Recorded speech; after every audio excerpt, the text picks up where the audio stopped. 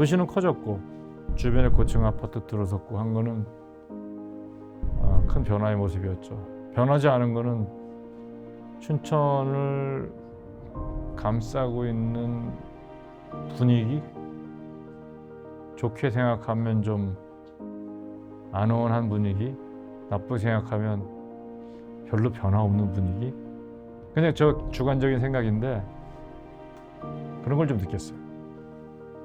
중앙시장은 그대로구나. 거기 뒷골목에 있던 마산집은 없어졌지만 분위기는 그대로구나. 그 모습은 그대로구나. 원희동, 퇴계동은 많이 변했는데 원도심은 그대로구나. 그런 걸 좀 느꼈습니다. 저는 조금 안타까웠습니다. 제가 춘천에서 고등학교까지 다닐 때는 생각을 못 했는데 저는 도시가 다 그런 줄 알았어요. 어디나. 그런데 뭐 도예지에 나가고 또 군생활하면서도 전국 각지를 돌아다니고 또 삼성에 있으면서 전 세계를 다니면서 많은 도시를 봐왔고 그러다 보니까 도시마다 다 처한 환경이 다르고 개성이 다르더라고요. 그리고 그런 도시들과 우리 춘천을 비교해 보면 우리가 못할 게 없는 도시인데 현실은 그만큼 안 되는 것 같아. 마치 시속 200km로 달릴 수 있는 자동차가 한 50km 달리고 있는 느낌? 저게 되게 주관적인 느낌인데 그런 느낌을 좀 받았습니다. 그래서 좀 안타까웠죠. 우리 춘천시를 보면 이 예산의 비중이 큽니다. 그러니까 서울이나 경기권의 큰 도시들과 비교해 보면 춘천시가 갖고 있는 가장 큰 특징은 예산 비중이 크다는 거예요. 전체 경제에서. 그 얘기는 여기 기업 중심의 경제 활동이 적다는 얘기죠. 근데 기업은 사실은 예산을 가지고 기업을 만들 수는 없다고 할 수는 없지만 대단히 힘듭니다. 왜냐하면 예산의 용도는 공평한 사용에 있기 때문에. 그러나 기업은 집중적인 투자를 통해서 이루어지거든요. 안 맞는 거예요. 원래 목적과 기업이 만들어지기 위한 환경이. 저는 춘천시의 경제 환경이 좀 더 풍부해져야 된다고 생각하고요. 그거는 예산 증대를 통해서 이루기는 어렵다고 생각합니다. 왜냐하면 예산은 인구에 비례해서 편성될 거고 그러면 춘천이 받는 예산의 증가량보다 원주시가 받는 예산 증가량이 훨씬 클 거거든요. 그런 해결책은 결국 민간 자본, 기업, 그다음에 훌륭한 인재들을 춘천을 많이 모셔올 수 있는 그런 대책을 찾는 게 중요하다고 생각합니다. 제가 기업인을 하다가 부지사로서 행정을 경험하게 되면서 사실은 배운 게 또 있습니다. 우리나라에서 행정 조직이 정말 사회 곳곳을 어루만지고 있었구나. 대한민국이란 체제가 지탱되는데 행정의 힘이 상당히 크구나. 이 사회를 지탱하는 큰 힘이 행정인 건 확실합니다. 그래서 행정 조직 전체가 기업식으로 바뀌어야 된다고 생각하지는 않습니다. 그러나 그게 또 다는 아니라는 생각을 하고 있습니다.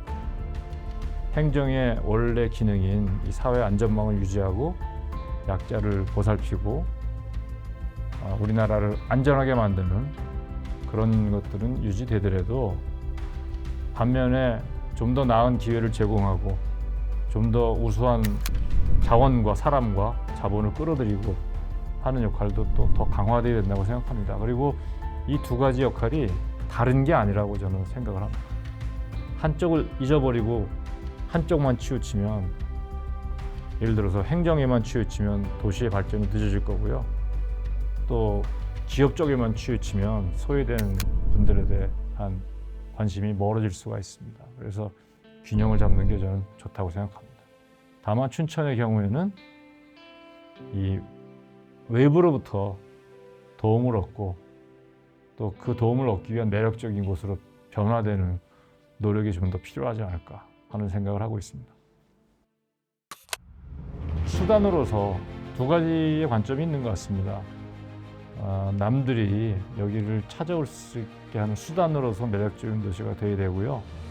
더 중요한 건 여기 계시는 시민들의 삶의 질을 높이기 위해서라도 매력적인 도시가 되어야 된다고 생각합니다. 그리고 제가 말씀드린 매력적인 도시는 관광으로 차지하는 도시가 아니고요. 정주할 수 있는 도시를 의미합니다. 사람이나 도시는 더 하겠죠. 사람도 변신하는 게 어렵거든요. 도시는 뭐 말할 나이가 있겠습니까? 많은 숙제가 있을 거라고 생각을 합니다. 쉽지 않을 거고요. 쉬운 거라면 벌써 했겠죠. 그렇지만 어렵다고 포기할 일은 아니라고 생각합니다. 과거에도 큰 조직에 있었고 주로 조직인으로서 생활을 해온 사람이라서 사실 모든 일을 혼자 할 수 없다는 생각을 가지고 있습니다.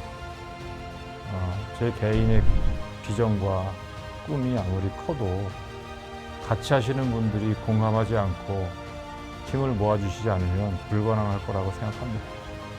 그리고 사람들, 또 함께하는 분들의 마음을 모으는 것이 그렇게 쉬운 일이 아니라고 저는 경험을 알고 있습니다. 그래서 저는 제가 앞으로 어떤 일을 하든 간에 뜻을 모으는 일부터 함께 하고자 합니다. 그리고 어떤 방향을 정할 때도 절대로 혼자 정하지 않고 또는 소수의 자문그룹에 의존하지 않고 문호를 개방하고 귀를 열어서 함께 의사소통을 해서 방향을 정하는, 조금은 둘러가고 조금은 오래 걸릴 수 있지만 상당수의 분들이 공감하고 만족할 수 있는 그런 방식으로 길을 찾고자 합니다. 하는 역할과 직업은 몇 번 변해왔습니다. 제 생각에도 많이 변한 것 같습니다. 인생의 길이에 대해서는. 그렇지만 저란 사람의 본질은 좋은 것도 있고 나쁜 것도 있지만 근본적인 본질은 크게 변하지는 않았던 것 같아요. 저는 항상 그 순간에 최선을 다하려고 했고 또 그 결과가 경력의 변화가 나타났지만 지금도 그 연장선상에 있다고 생각합니다. 저는 지금 우리 고향을 위해서 할 수 있는 제 역할을 하려고 하는 거고 또 그것이 저의 진짜 모습이라고 생각합니다. 그래서 저는 마음이 편안합니다. 도전을 해보고 노력을 해보겠습니다. 저는 좀 성실한 사람이라고 생각하고요. 저는 머리가 좋은 사람이라고 생각한 적은 한 번도 없습니다. 우리 아버지가 보증합니다. 머리 좋지 않다는 거. 성실했고 노력하는 사람이었다라고 얘기를 하고 싶고, 저도 몰랐는데 제가 뭐 한 가지를 하면 오래 하더라고요. 그래서 성실과 노력이다 라고 말씀드리고 싶습니다. 나중에 저 스스로 또 다른 분들로부터도 저 사람은 참 성실하고 꾸준했던 사람이구나 라고 기억되고 싶습니다.